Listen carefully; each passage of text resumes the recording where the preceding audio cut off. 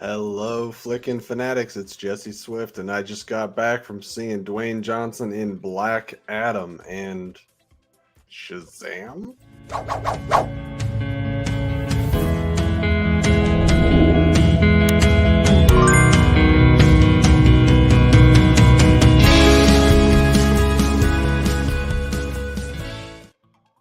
All right, the much anticipated for some movie is here, Black Adam. And how long have we been waiting for this film? Hang on, let me check my notes. What does that say? November 2nd, 2007, The Rock is Black Adam. 2007, some of the people watching this probably weren't even born at that time. It's been a while. It's been a while.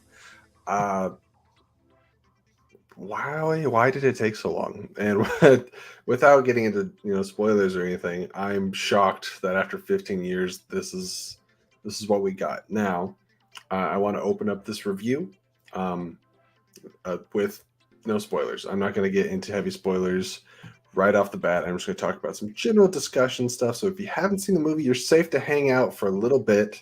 And when we do talk spoilers, you'll see the overlay change to this. See the spoiler review up there on top.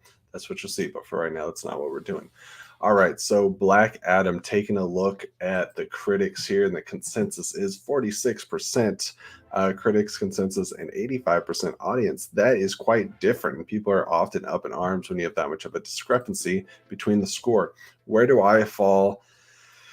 Well, I don't know. Maybe I'll have to talk my way through this review, and we can figure out where I land at the end of it. Black Adam it's a mess, but what is at the heart of Black Adam is The Rock.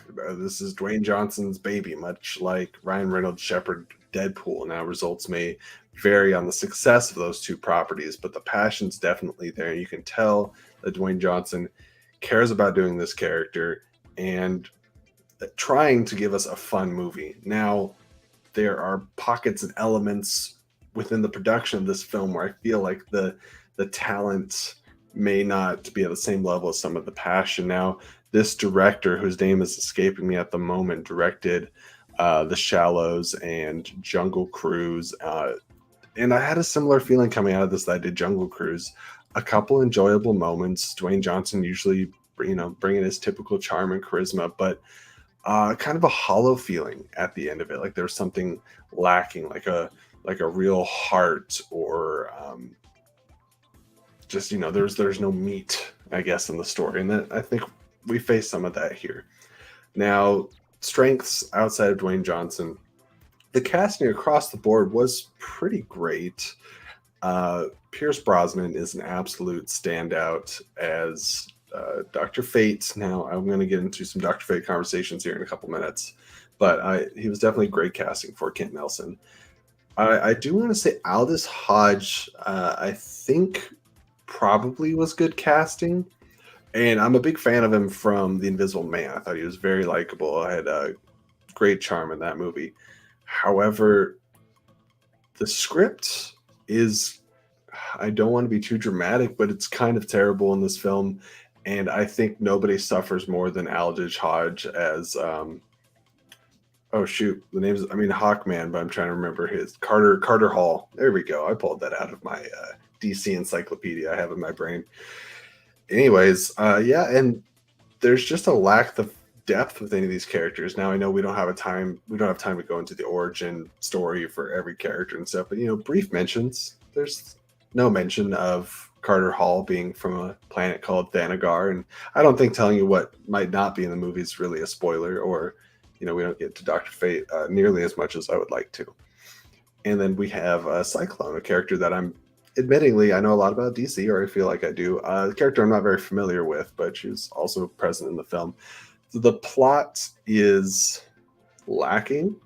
I do think that we do start off with a pretty heavy exposition dump in the movie, and the most fun that there is to be had takes place kind of around the middle of the film, whether it's infighting between Black Adam and the Justice Society, or just some of the action beats and a little bit of that Dwayne Johnson humor, and they do a little bit of fish out of water stuff in here as well, but nothing you haven't seen in the trailers.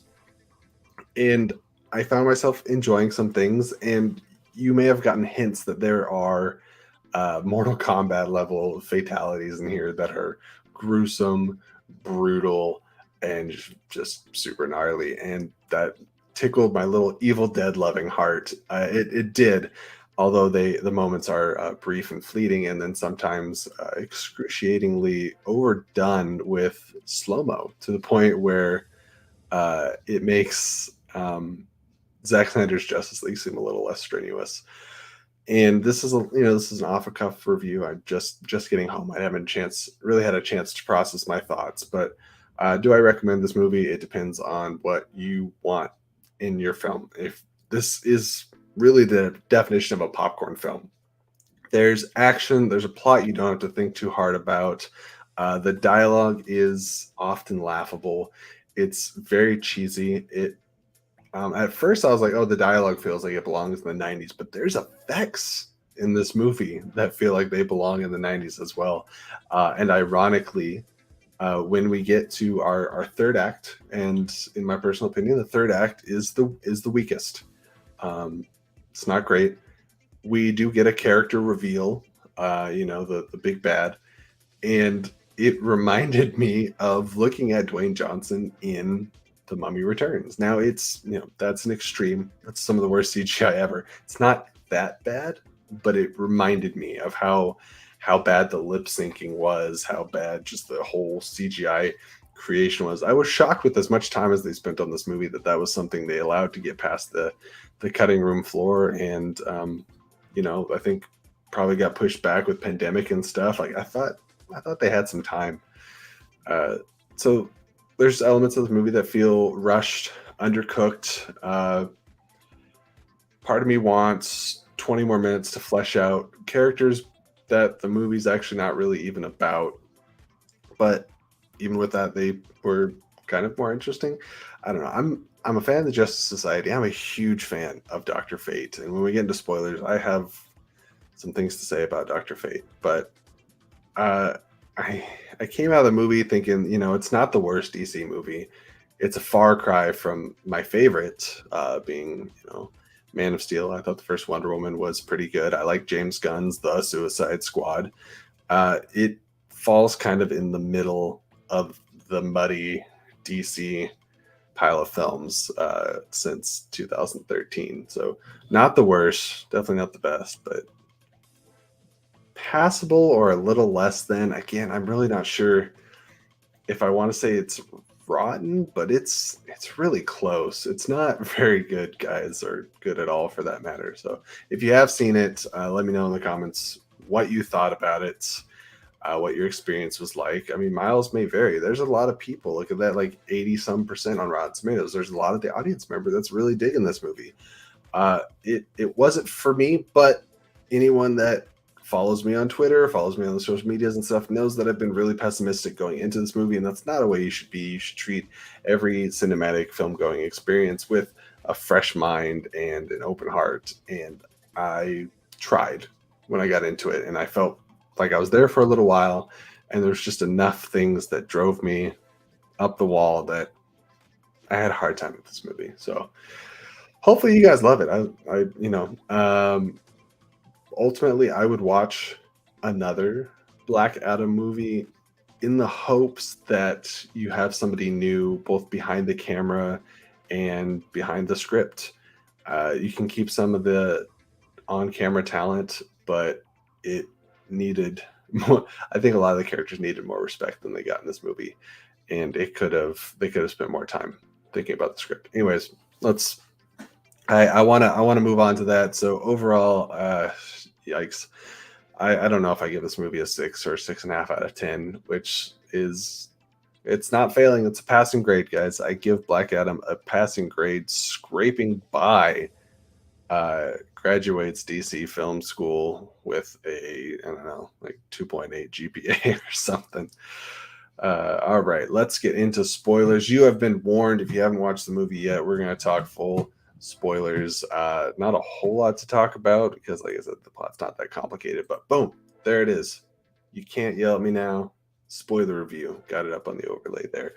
All right, so let's talk about that cameo. That is what everybody wants to talk about. And maybe somebody saw it coming, but I didn't. Henry Winkler as the original Adam Smasher, that threw me off. Like my hands were up, and I was like, "Oh my gosh, twist of the decade." Uh, no, but seriously, honestly, I did enjoy that more than the actual big cameo. You will be hard pressed to find someone that's a bigger defender of Man of Steel. Man of Steel is not only my favorite DC film; it's probably my top 3 favorite comic book movies. Uh, I love Man of Steel, and I'm tired of fighting about it. So nobody, for the longest time, nobody wanted Henry Cavill's return as Superman more than I did. Uh, but the longer we went on, and the bigger of a hole that Warner Brothers and DC kept digging themselves, and the way he was treated in Batman vs Superman and Justice League wasn't great.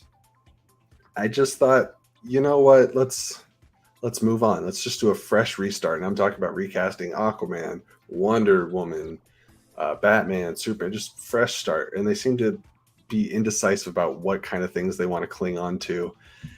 And 9 years later, from Man of Steel, we're finally getting more Superman. But are we? Like, yeah. So big spoiler. I mean, The Rock basically has been talking about it nonstop for like the last 2 weeks. But we do get in a post-credit scene Henry Cavill coming back as Superman, and the scene's really weird. Like, it's not Morbius bad, but it's just awkward and ham-fisted, and very much felt like they were trying to placate to and pander to a lot of the fans like me that have wanted this for so long. But I'm past caring. There's definitely some people in the audience that we saw it with that cared a lot. We're very happy, and I'm happy for you. And if they tell me that they're doing another Man of Steel with Henry Cavill, I'm first in line. I will be excited.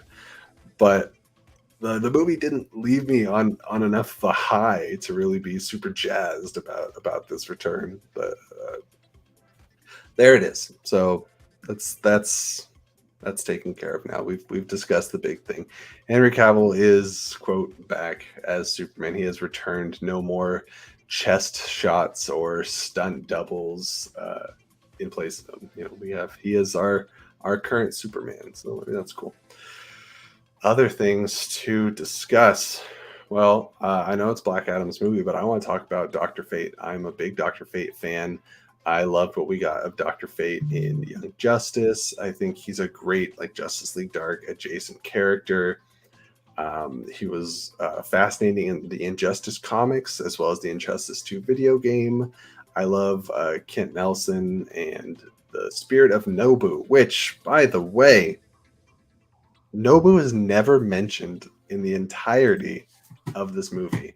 Hey, Mike, what's going on? Hopefully you've seen this because you popped in right in the spoiler bit. Mike K in the chat. I don't know how you have Dr. Fate in as much of this movie as he is, and you don't mention that the spirit's possessed by Nobu. I'm not expecting a full backstory, but they say that the helmet came from another planet and possesses him, but there's no evidence of it possessing him. He puts it on and starts using his magic powers, but it's still Kent Nelson talking through it, just with a auto-tuned kind of voice. It's weird. Okay, my case is going to go see it again on Saturday. Awesome, man. I'm glad you had a good time, or hopefully, unless you're just masochistic and want to torture yourself again. So the Dr. Fate stuff really bummed me out, and this was spoiled for me early on, which is good because I got to prepare myself. They killed Dr. Fate, and that's unforgivable for me. The movie you introduced him to, he's just not a throwaway character to have somebody throw some colors at the screen. Dr. Fate deserves more than that. He's a fascinating character. There's a lot of different avenues you could go down with the character, and when he dies, he drops his helmet, and I'm like, okay, maybe they're going to pass it off like they did in Young Justice. And Zatanna's dad, Zataro, took on the helmet, became the new Dr. Fate. Nobu possessed him. But then the helmet dissipates and disappears. I'm like, okay, so we're at least going another 10, 15 years before we get a live action Dr. Fate again, which is appropriate because it was probably 10 or 15 years ago that Dr. Fate originally showed up in Smallville. And I just feel like we're never going to get these dark mystical characters done well in DC. Swamp Thing canceled before it even premiered. Constantine made it halfway through a season and then got canned. Um, and now they're going to reboot the Keanu Reeves Constantine. They have no idea what they're doing. And then J.J. Abrams was tied on to do the Justice League Dark stuff, and he's, I don't know. Anyways, that's a topic for another day. So the Doctor Fate stuff infuriated me, but not as much as I'll let everyone know I'm a skateboarder, have been for like 15 years now. The main kid, Amon, I believe, his skateboard was attached to him like it was a bloody limb that he was born with, and it was so ridiculous and laughable that he had to, if he was sneaking around the house to get away from inner gang, he had to be on his skateboard. If he was leading a mob of people through the streets of Kahndaq, he had to be on his skateboard. If he was running away from people, he had to, skate down some stairs and do tricks or whatever. And it was so laughable and extra, and it just reminds me of Power Rangers, as much as we love them, just unnecessarily flipping from place to place and the grass exploding behind them. And it was just silly. And a lot of this movie is silly, but not silly in a fun way. Deadpool's silly, but it's supposed to make you laugh. I felt like they did try with this movie, and there's just little moments of brilliance, but it's buried under a lot of stuff you've seen before. Slow motion shots, portal beams to the sky, villains you see coming from a mile away. And yeah, let's talk about it. So I can't remember now the name of the villain, because it seemed like such an afterthought. Like they were kind of setting it up, but when they finally get to it, and you get this Diablo-esque satanic villain with like the pentagram on their chest and things, getting a good look at him, it's some of the worst CGI I've seen in the theater in a long time. And I don't know what this curse of DC CGI villains is, because we've had Ares and Wonder Woman, arguably the worst part of that movie. You got Doomsday and Batman vs Superman that looks like a troll mixed with cat litter. And now you have this. Oh, and let's not forget about Enchantress and Incubus in Suicide Squad. Oh, and then you got Starro. Starro wasn't terrible CGI though, but another CGI villain. I don't know why they're so afraid to just have people. I guess it's because DC is often the story of gods and monsters and things. But if you're going to do gods and monsters, maybe put a little more money into those effects, or time at least. Pay your computer graphics department to give them the time to work on these things. Mike K. Sabak, thank you. Yes, is a demonic creature, and the CGI was rough. The concept, love the concept though. Yeah, my problem is, why are we still not using motion capture and things like that? It reminded me kind of like Steppenwolf in the 2017 Justice League. There's another fully CGI villain. They had Kieran Hines' voice, but there's no motion capture there, so the movements were very rubbery and not real, and so it didn't look good. Let's go back to things that were a plus. The realization of Black Adam's powers were super sick, and the fast movements reminded me very much of Kal-El taking on the Kryptonians in Smallville, which is something that I really enjoy. I go back to watching Man of Steel often. Black Loki, the good, the bad, the what the fuck? Yeah, that's the thoughts on this. There's a little bit of good, there's a lot of bad, and there's a few WTFs, and one of the WTFs is Sabak. Like, I saw this movie with Lauren, my wife, and we just kept laughing about it. I thought it was silly. It was silly. So, yeah, it was kind of like when they did a close up on his face when he's trying to monologue at Black Adam, and all I could think about was, Jesus Christ. But what do you guys think? Let me know. I'm trying to think. Amanda Waller's in there. I spoiled what I thought was worth spoiling. I think I'm wrapping it up now. We covered the Superman stuff. We covered Sabak. Everything else is just kind of superhero action fodder in the middle, and it's done marginally okay, with the exception of the dialogue and the script being some of the worst I've seen in a theater in probably at least 5 years. Now, don't get me wrong, I've seen stuff on Netflix and stuff that's definitely worse. Loki says I gave it a C plus. I think that's fair. I think I fall somewhere in the C plus range. Yeah, the dialogue is really what killed it. And sometimes there would be a moment that I could accept it because it was delivered well. Like Dwayne Johnson was often given bad dialogue, but he's so damn charismatic that I chuckled. It never should have worked when he was saying lines like "Tell them the Man in Black sent you," but the comedic timing of like people always dying before he could finish the line, it kind of worked for me. And as rough as they made Aldis Hodges, I can't speak right now. As rough as his dialogue was, there was the you and me that he kept doing with Adam Smasher. The second time, it was kind of funny. Yeah, I'm not holding back. So here's the thing I want to get out of the way. We've been talking about Rings of Power. We've been talking about She-Hulk and Andor and stuff. And there's people in the comments during and after the shows that say that we're just blindly optimistic. We love everything. We love a lot of things. I don't like talking about things that I don't like. I don't like talking about bad times. I don't want to tear things apart. We haven't had it outside of the Batman. We haven't had a DC movie in a while. So we thought it was worth our time to go see this. I did have, unfortunately, some negative expectations going in. I will say I disliked it less than I thought I would. There was things that were fun.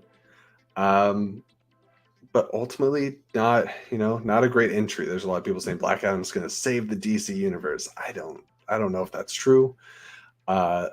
And I think they were hedging their bets a bit on throwing in Superman and saying like, this will get all the fans behind it. But you can tell by, some of the reviews that people aren't having a good time. And I fall under that category of I didn't have a great time. There was moments, a couple chuckles here and there. Like I said, the brutality of Black Adam I liked. I would like to see Dwayne Johnson again. Like I said earlier, different people behind it. Spend more time on the story. It's more than just spectacle. And I think, being the most electrifying man in sports entertainment, Dwayne Johnson did try to bring the spectacle. Occasionally he did. But a lot of the efforts, unfortunately, did end up laughable. Checking out what Cinefan's saying here. Ironically, the Hawkman from the JSA was not from Thanagar. He was a reincarnation from ancient Egypt. Why cast a talented black actor and not bring that element into the movie? Seems like that is a huge waste. Yeah, that's something that they touched on in help me. Legends of Tomorrow, right? When they had Hawkman and Hawkgirl, they did the reincarnated story. Now I could be wrong, but I thought maybe they kept the names the same, but I thought it was Carter Hall and I can't remember her name off the top of my head. But at least in the Justice League cartoon, they were from Thanagar. That's the story that I grew up with, but it might be different. I think some people are grading the movie on a curve because Superman showed up. I'm with you. And I saw the post-credits scene leak. It showed up on YouTube before I got around to seeing the movie. And again, the dialogue was, at least they're consistent. It wasn't good. And for something that not everyone, but a lot of us have wanted, it was pretty anticlimactic. They're all Carter Hall. Okay, thank you, Cinefan. There's a lot of DC stuff that I specialize in. The Hawk family, whatever you call it, the Thanagarians, or, in some cases from Egypt. I don't know as much about. Is it bad that I hated the kid in the movie, Amon? No, Loki, it's not. I rolled almost all my eye rolls were all based around that kid. And the skateboarding stuff was, I hate using this word because I feel like the worst people use it, but it's cringy. It was really cringy. And Mike K says, going back to Fate, I would love to see either a prequel film with Kent Nelson or some magical, mystical mumbo jumbo where they revived the helmet and passed on to a new host. Yeah, like I was talking about with Young Justice, Zataro, Zatanna's dad becomes the new Dr. Fate, and Nobu possesses that body, and it's like kind of a forever deal. And like once a year, Zataro is relinquished of Nobu and gets to spend time with his daughter, and then he takes up the mantle of being Dr. Fate again. They took off the helmet like it was just another piece of apparel, like it was gloves you take off on and off before a fight. And as much as I love seeing Pierce Brosnan's face, and as great as he was as Kent Nelson, there was no excuse for it other than just giving the actor face time. But Dr. Fate's not a character for that. They had shots of him inside the helmet, like kind of that Tony Stark Iron Man view, and I think that works if you want to show him. But again, it's Nobu. It's the spirit of Nobu that's supposed to take care of that. So uh, Dr. Fate was arguably the most disappointing element of the movie. Um, yeah, like I said, I used the word cringy too. We use the same mind, but anyways, I don't want to be. There's people that like this movie, so I don't want to be the person that rants. I don't want to yuck on people's yum. There's enough channels out there dedicated to just bashing and tearing things apart, and that's not going to be me. Maybe on the Speakeasy or News and Views this week, you might hear us talk about Black Adam a little more. But ultimately, because I didn't have a great time with this, I don't want to talk about it. I don't want to spend the effort. That's just throwing a lot of negative energy back out into the internet, and I'd like to think that we're above that, but you guys showed up. You're here for my first thoughts, and that's what I've given you. Bit underwhelmed, I guess. It was fine. I don't plan on watching it anytime soon, or maybe ever. Really quick before we go, Loki says I'm kind of torn on The Rock's performance. I get that Black Adam is surly, but his performance was kind of one note, one dimensional. It reminded me of the Terminator.